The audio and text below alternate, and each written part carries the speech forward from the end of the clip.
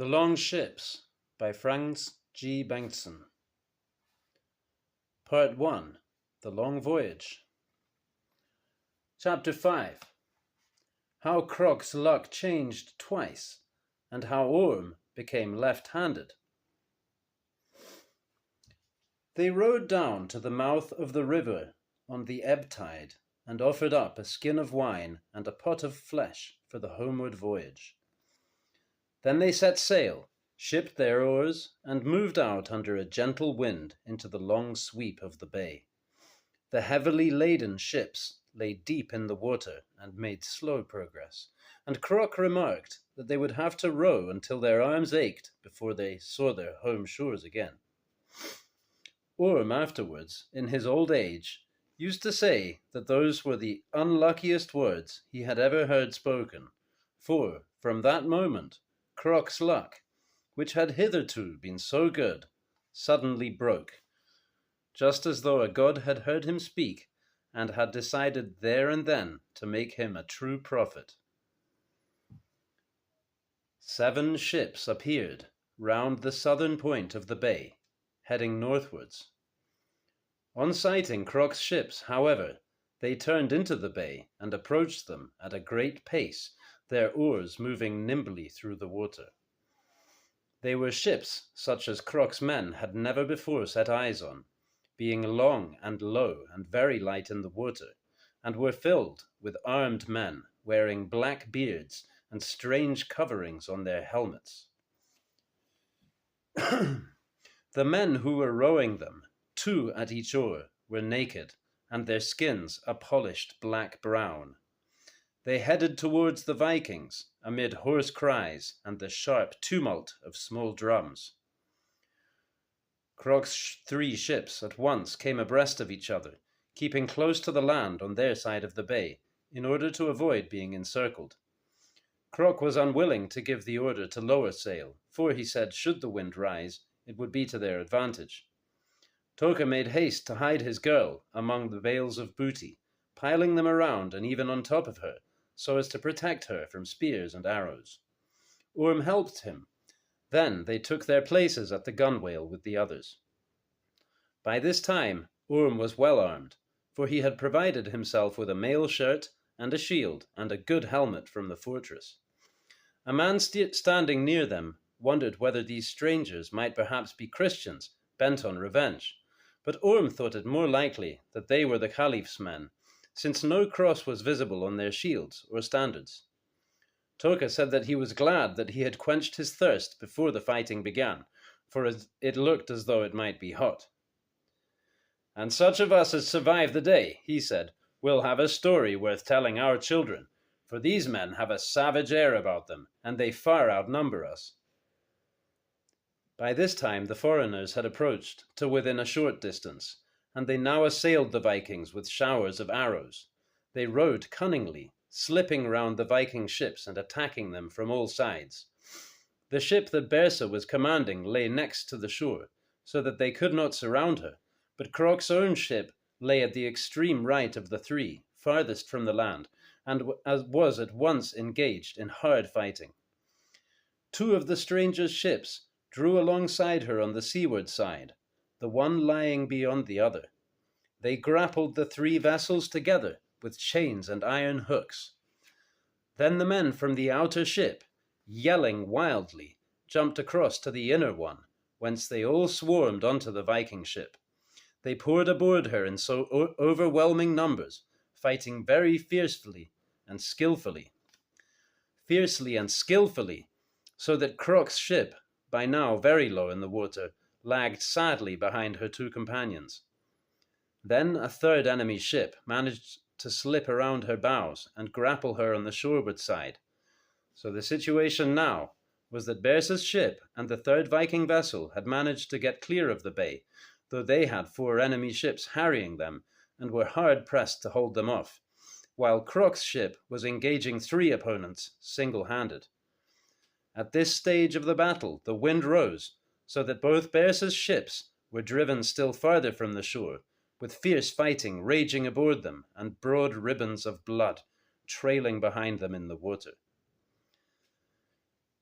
But the men in Krok's ship had no time to worry about how their companion vessels were faring, for they had their hands more than full with their own adversaries.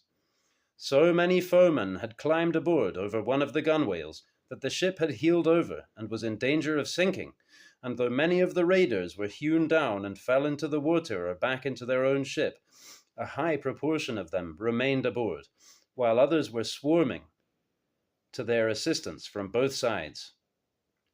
Krok fought bravely, and such of the foreigners as challenged him soon ceased their whooping, but before long he recognized that the enemy's superiority in numbers was too great. Then he threw aside his shield, sprang onto the gunwale, and, swinging his axe with both hands, severed two of the chains that bound his ship to the enemy.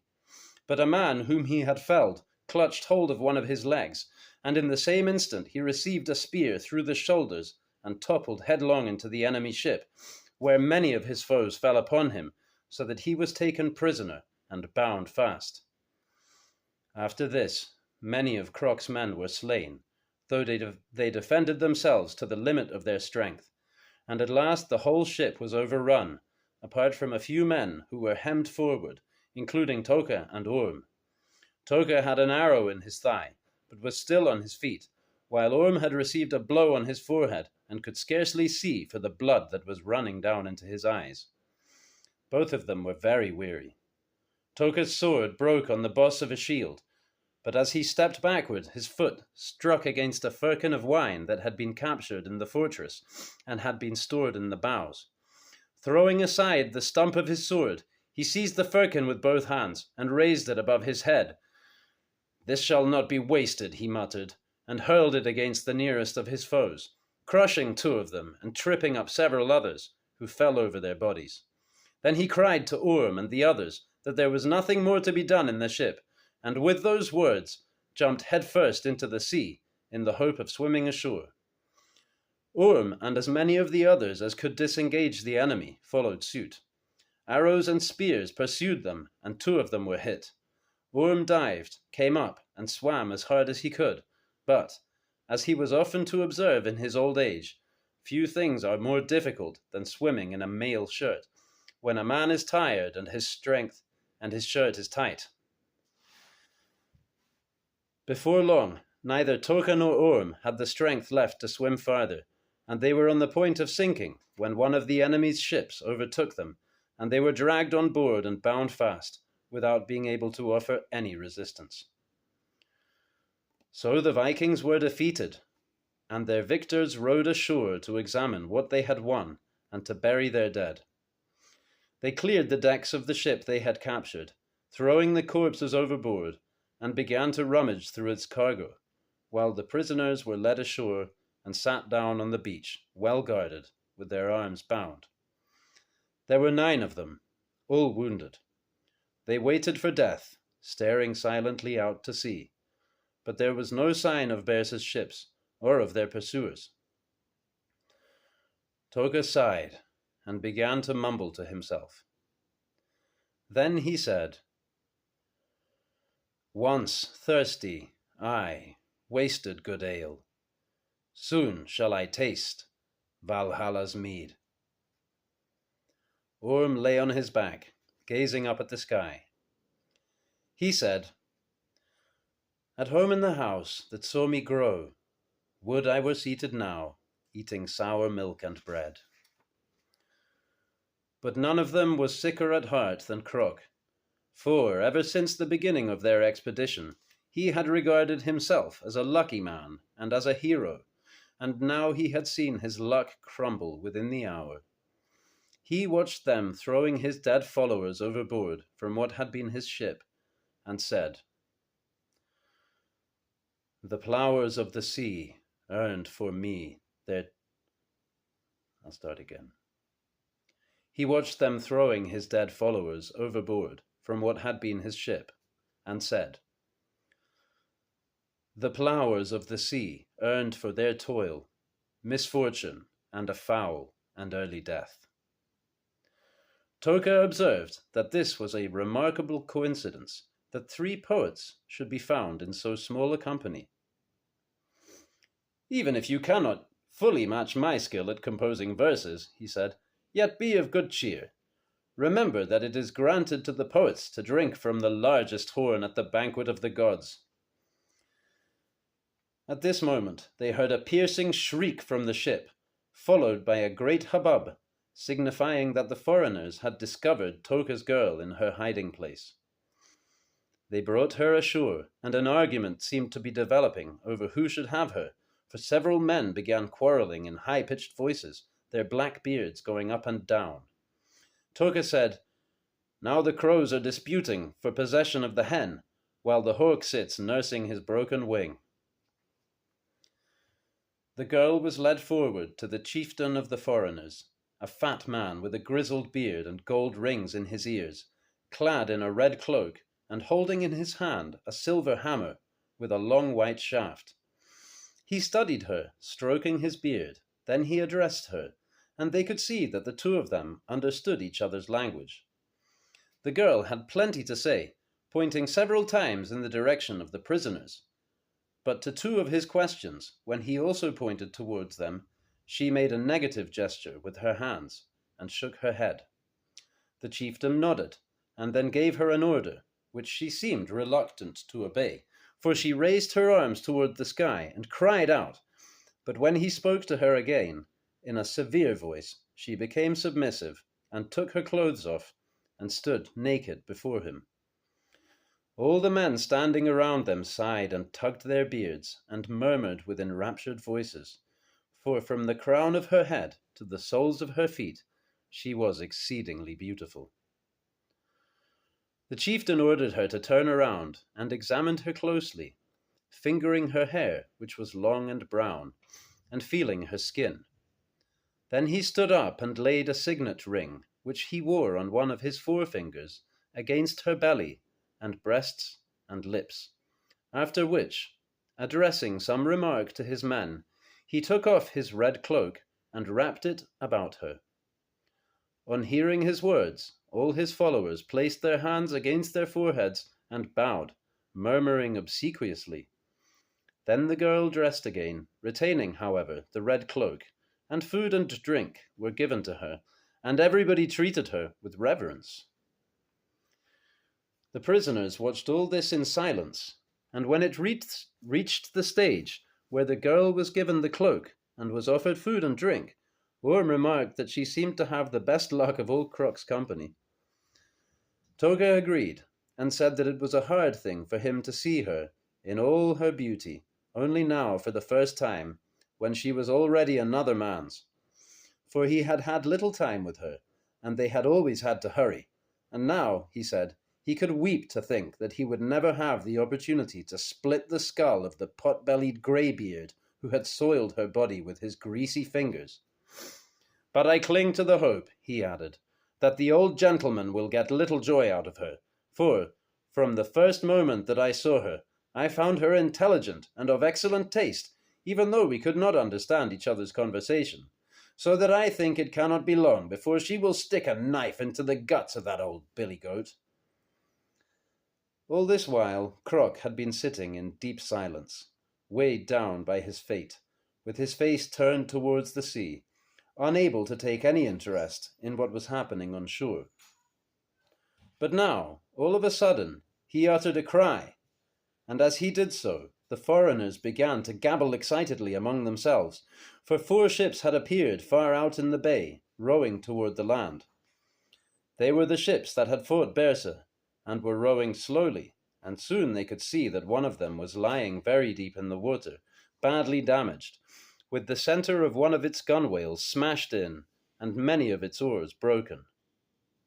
At this spectacle, the prisoners, though dispirited by their own plight, faint from their wounds, and much troubled by thirst, broke into shouts of delighted laughter, for they realized at once that Bersa had succeeded in ramming this ship, once the wind had risen out in the open sea, and that the enemy had had to break off the fight when they found themselves with only 3 sound ships left, and had rowed back with the damaged one. Some of them now began to hope that Bersa might return and rescue them. But Krok said, "He has lost many men, for he had enemies aboard, and his hands full when last I saw him, and he must have guessed that few of us can be alive, since he has not seen our ship come out of the bay, so he is more likely to try to reach home safely with what he has, either in both his ships, or if he has too few men left to man both, in one of them. Should he reach Blakinga safely, even if only with one ship, the story of Krok's expedition will be told in the Listerland and will be well remembered in the years to come.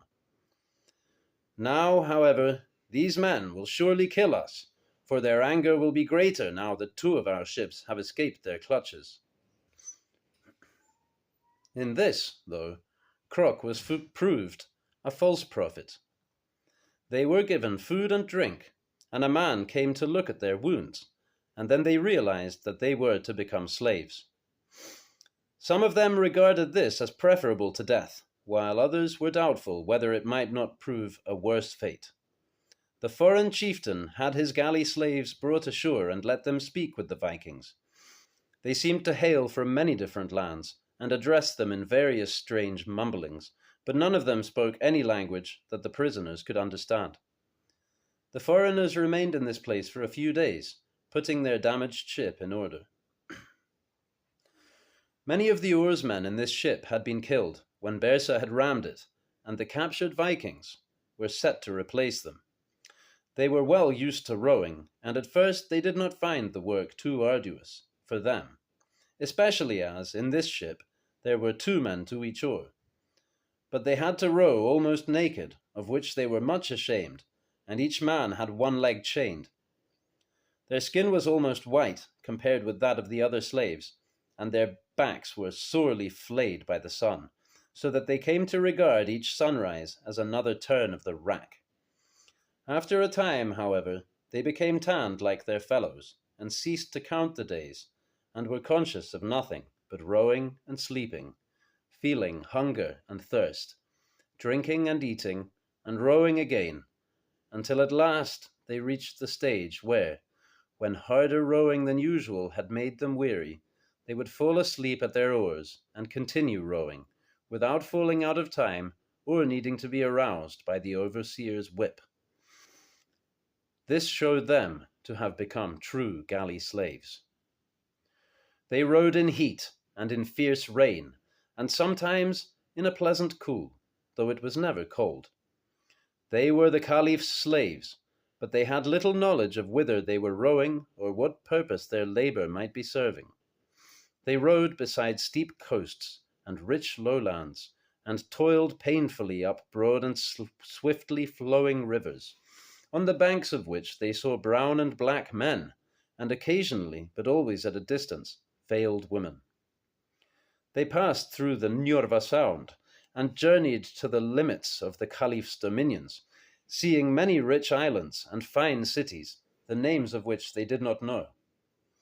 They anchored in great harbors, where they were shut up in slave houses until the time came for them to put out to sea again, and they rowed hard in pursuit of foreign ships till their hearts seemed about to burst, and lay panting on the deck while battles that they had no strength to watch raged on the grapplings above them.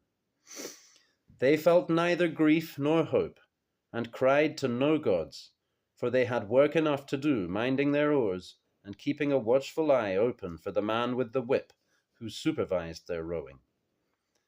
They hated him with a fierce intensity when he flicked them with his whip, and even more when they were rowing their hearts out and he strode among them with big lumps of bread soaked in wine, which he stuffed into their mouths, for then they knew that they would have to row without rest for as long as their strength sustained them.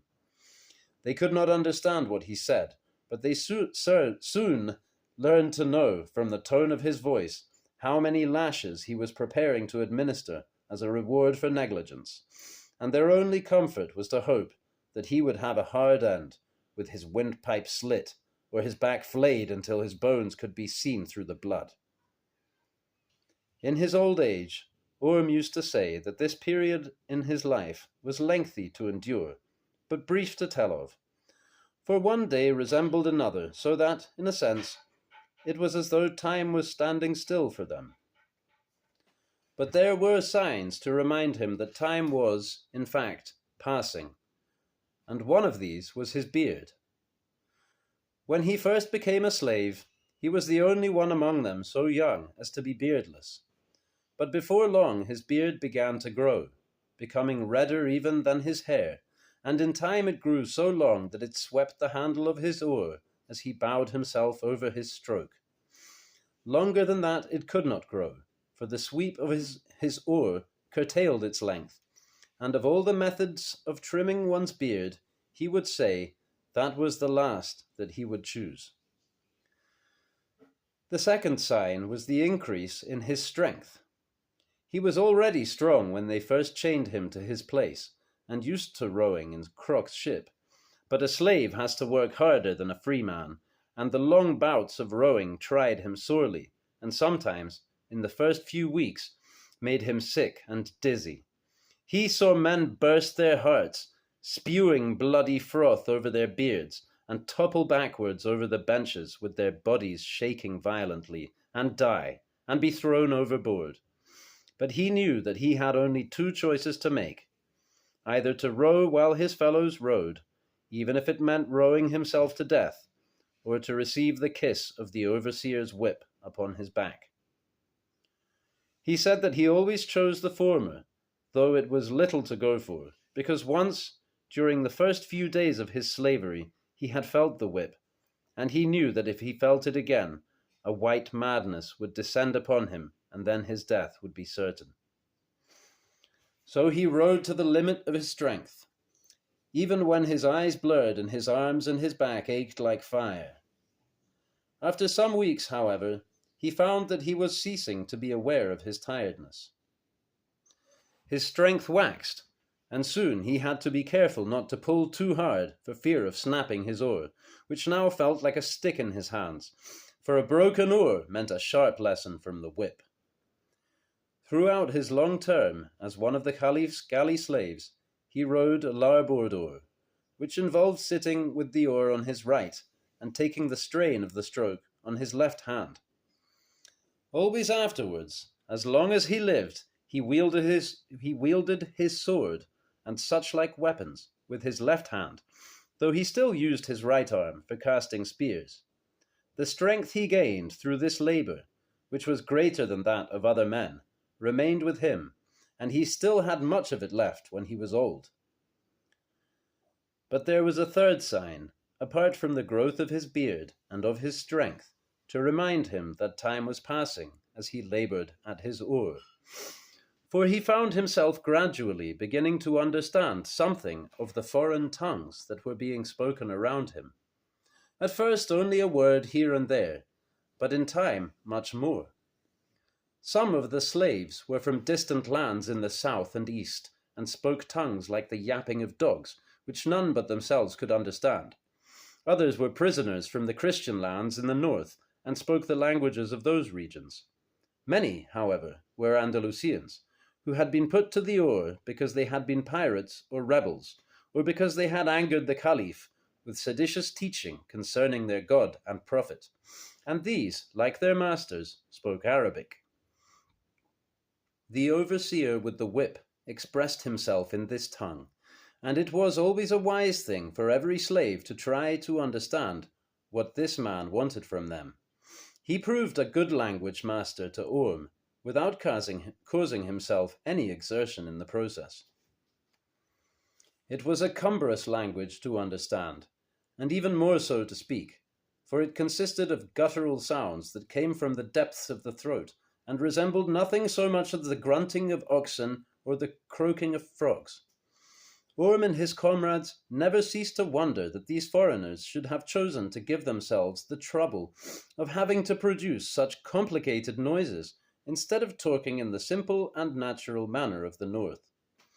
However, he showed himself to be quicker than any of the others in picking it up, partly, perhaps, because he was younger than they, but partly also because he had always shown an aptitude for pronouncing difficult and unfamiliar words that he had found in the old ballads, even when he had not been able to understand their meaning.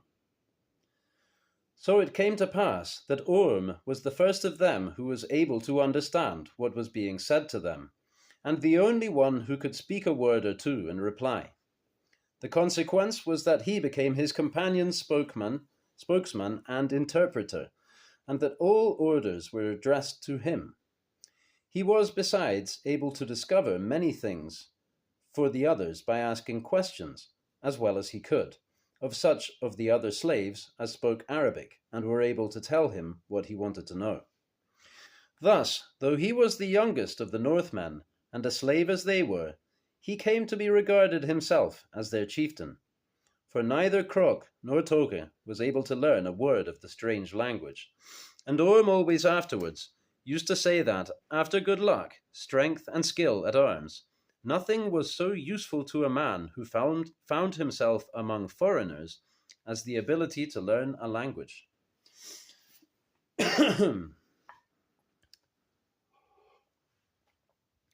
The ship was manned by 50 soldiers, and the galley slaves numbered 72, for there were 18 pairs of oars.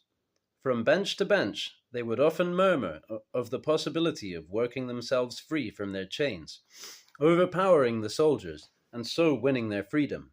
But the chains were strong, and were carefully watched, and guards were always posted when the ship was lying at anchor.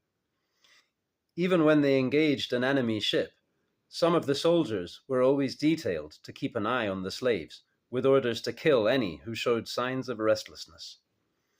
When they were led ashore in any of the Caliph's great military harbours, they were shut up in a slave house until the ship was ready to depart again, being kept all the time under strict surveillance, and were never allowed to be together in large numbers, so that there seemed to be no future for them, but to row for as long as life remained in their bodies, or until some enemy ship might chance to conquer their own and set them at liberty. But the Caliph's ships were many, and always outnumbered their enemies, so that this eventuality was scarcely to be reckoned with. Such of them as showed themselves refractory, or relieved their hatred with curses, were flogged to death, or thrown overboard alive, though occasionally, when the culprit was a strong oarsman, he was merely castrated and set again to his oar, which, though the slaves were never permitted a woman, they held to be the worst punishment of all.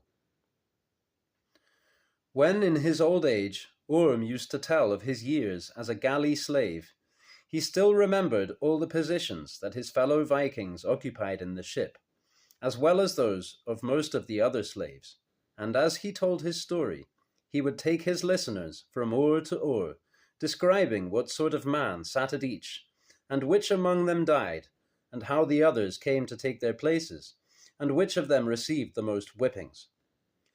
He said that it was not difficult for him to remember these things, for in his dreams he often returned to the slave ship, and saw the wheeled backs straining before his eyes, and heard the men groaning with the terrible labor of their rowing, and, always, the feet of the overseer approaching behind him. His bed needed all the good craftsmanship that had gone into its making, to keep it from splitting asunder as he would grip one of its beams to heave at the oar of his sleep, and he often said that there was no happiness in the world to compare with that of awakening from such a dream and finding it to be only a dream. 3 oars in front of Orm, also on the larboard side, sat Krok, and he was now a much changed man. Orm and the others knew that being a galley slave fell harder on him than on the rest of them, because he was a man accustomed to command, and one who had always believed himself to be lucky. He was very silent, seldom replying when his neighbors addressed him, and though, with his great strength, he found no difficulty in doing the work required of him, he rowed always as though half asleep and deep in reflection on other matters. His stroke would gradually become slower, and his oar would fall out of time, and he would be savagely lashed by the overseer, but none of them ever heard him utter any cry as he received his punishment, or even mumble a curse. He would pull hard on his oar and take up the stroke again, but his gaze would follow the overseer's back, thoughtfully, as the latter moved forward, as a man watches a troublesome wasp that he cannot lay his hands on. Krok shared his oar with a man called Gunnar, who complained loudly of the many whippings he received on Krok's account, but Krok paid little heed to his lamentations. At length, on one occasion, when the overseer had flogged them both cruelly, and Gunnar's complaints were louder and his resentment greater than usual, Krok turned his eyes toward him, as though noticing his presence for the first time, and said, "Be patient, Gunnar. You will not have to endure my company for much longer. I am a chieftain, and was not born to serve other men, but I have one task yet to accomplish, if only my luck will stretch sufficiently to allow me to do what I have to do." He said no more, and what task it was that he had to perform, Gunnar could not wring from him. Just in front of Orm there sat two men named Hurla and Ogmund. They spoke often of the good days that they had spent in the past, of the food and the ale, and the fine girls at home in the north, and conjured up various fitting deaths for the overseer, but they could never think of a way to bring any of them about. Orm himself was seated with a dark brown foreigner, who for some misdemeanor had had his tongue cut out. He was a good oarsman, and seldom needed the whip, but Orm would have preferred to be next to one of his own countrymen, or at any rate, somebody able to talk. The worst of it, as far as Orm was concerned, was that the tongueless man, though unable to talk, was able all the more to cough, and his cough was more frightful than any that Orm had ever heard. When he coughed, he became grey in the face and gulped like a landed fish, and altogether wore such a wretched and woebegone appearance that it seemed impossible he could live much longer. This made Orm anxious concerning his own health. He did not prize the life of a galley slave very highly, but he was unwilling to be carried off by a cough. The tongueless man's performance made him certain in his mind of that. The more he reflected on the possibility of his dying like this, the more it dejected his spirits, and he wished that Toke had been seated nearer to him. Toke was placed several oars behind Orm, so that they seldom had a chance to speak to each other. Only, indeed, while they were being led ashore or back to the ship, for in the slave house they were tethered together in groups of 4 in tiny cells, according to their places in the ship. Toke had by now regained something of his former humour, and could still manage to find something to laugh at, though he was usually at loggerheads with the man who shared his oar, whose name was Tume, and who in Toke's view did less than his share of the rowing and ate more than his share of the rations.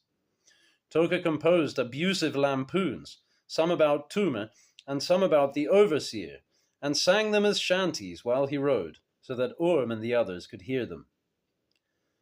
Most of the time, however, he occupied his thoughts with trying to plan some method of escape. The first time that Orm and he had a chance to speak to each other, he whispered that he had a good plan almost worked out. All he needed was a small bit of iron. With this he could prise open one of the links in his ankle chain one dark night when the ship was in port and everybody except the watchmen would be asleep. Having done this, he would quietly pass the iron on to the other Vikings, each of whom would quietly break his chain. When they had all freed themselves, they would throttle the watchmen in the dark without making a noise, and steal their weapons. Then, once ashore, they would be able to fend for themselves.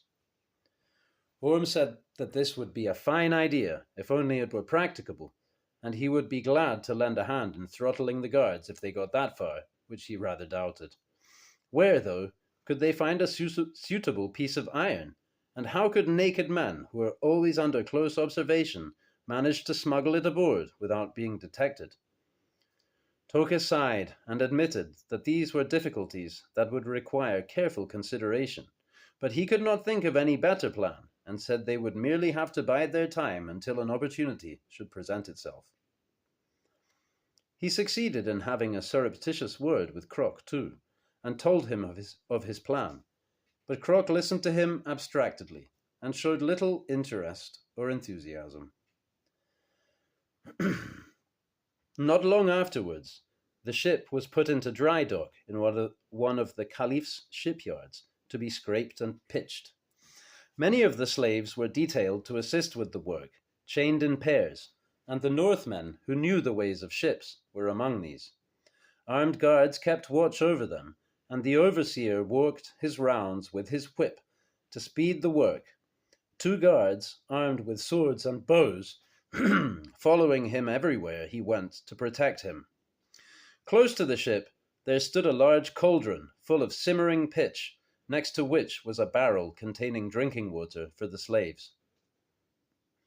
Krok and Gunnar were drinking from this barrel when one of the slaves approached, supporting his oar companion, who had lost his foothold while engaged on the work and had so injured his foot that he was unable to stand on it.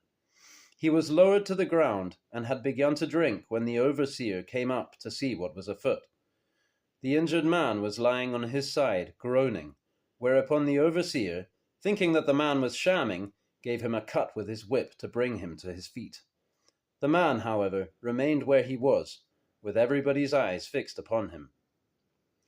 Krok was standing a few paces behind them, on the far side of the barrel. He shifted toward them, dragging Gunnar with him, and suddenly it seemed as though all his previous apathy had dropped away from him. When he was close enough, and saw that there was sufficient slack in the chain, he sprang forward, seized the overseer by the belt and the neck, and lifted him above his head. The overseer cried out in terror, and the nearest of the guards turned and ran his sword through Krok's body. Krok seemed not to feel the blow. Taking 2 sideward paces, he flung the overseer head downwards into the boiling pitch as the other guard's sword bit into his head. Krok tottered, but he kept his eyes fixed on what could be seen of the overseer. Then he gave a laugh and said, "Now my luck has turned again," and fell to the ground and died. All the slaves raised a great shout of joy to see the overseer meet such an end, but the gladness of the Vikings was mingled with grief, and in the months that followed they often recalled Krok's deed and the last words that he had uttered. They all agreed that he had died in a manner befitting a chieftain, and they expressed the hope that the overseer had lived long enough in the cauldron to get a good feel of the pitch. Toka wrote a strophe in Krok's honor, which ran thus: "Worse than the whiplash burned the whipper when his head was drowned deep in the hot wash tub of the sea mare's bows. Krok, who by cruel fate had slaved at a foreign oar, won his revenge and freedom. His luck had turned again." When they rowed out to sea again, they had a new overseer to supervise their labors, but he seemed to have taken note of the fate of his predecessor, for he was somewhat sparing in the use of his whip.